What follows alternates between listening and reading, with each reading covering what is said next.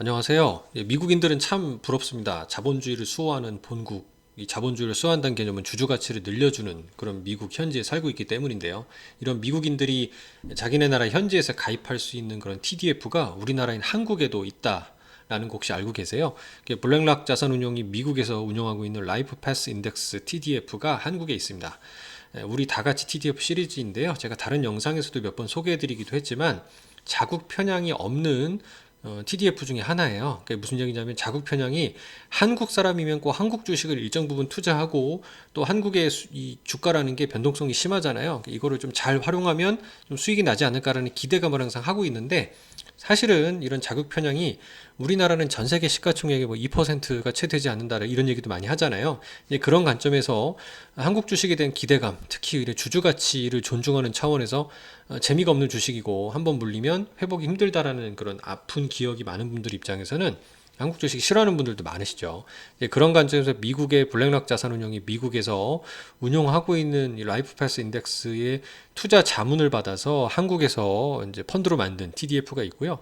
또 이 펀드의 특징, TDF의 특징은 미국 상장되어 있는 iShares ETF로 포트폴리오를 구성하고 있다는 점이 또 다채롭고 특이한 점입니다.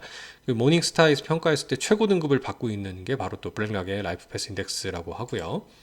이런 기사가 있습니다. 깨어있는 소액주주가 자본주의를 지킨다. 이 미국의 나스닥 지수가 최근 40여 년간 94배, 100배 가까운 상승을 보였다는 게 참 부럽죠. 코스피는 오르긴 올랐지만 이게 30% 수준인 27배 정도 증가하긴 했습니다. 근데 참 27배도 나쁘진 않지만 사실 한 100배 정도 올려줘야 우리가 지금 연금을 위해서 차곡차곡 모아놓은 돈이 좀 아깝잖아요. 한 푼 두 푼이. 물론 미래를 보고 저축하는 거지만 이러한 티끌이 태산이 될 수 있는 명분이 되지 않을까. 그래야 장기 투자 모름지기 할 수 있는 거죠. 이런 부분들이 도대체 우리나라는 그러면 왜 이렇게 주가가 장기적으로 오르지 못하느냐?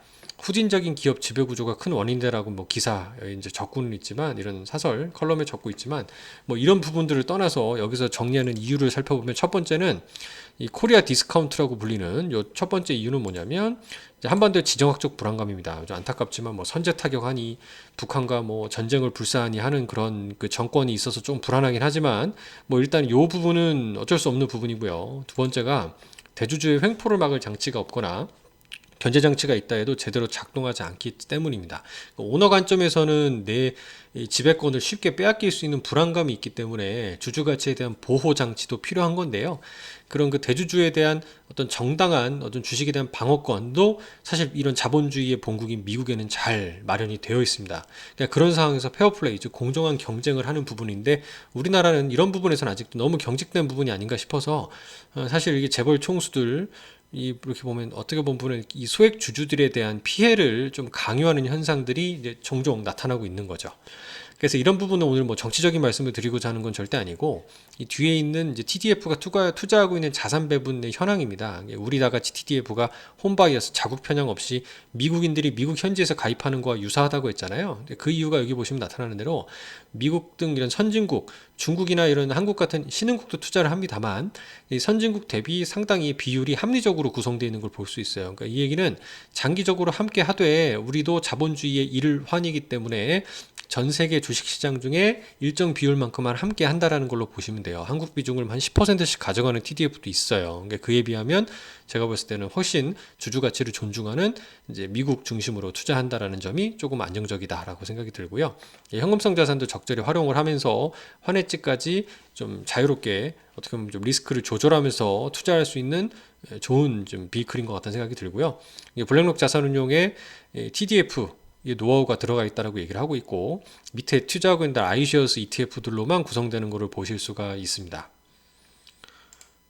그 다음에 성과도 지난 다사다난했던 그 정말 충격이 컸던 최근 2년간의 성과 중에서도 우리 다같이 TDF 성과가 가장 좋은 모습을 좀 보여주고 있어요.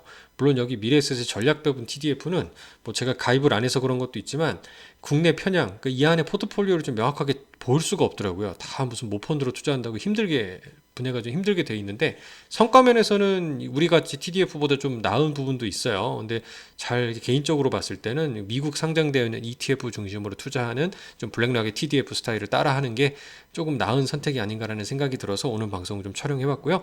다른 TDF들 유수의 TDF들보다 제일 나은 성과를 보여주고 있습니다. 감사합니다.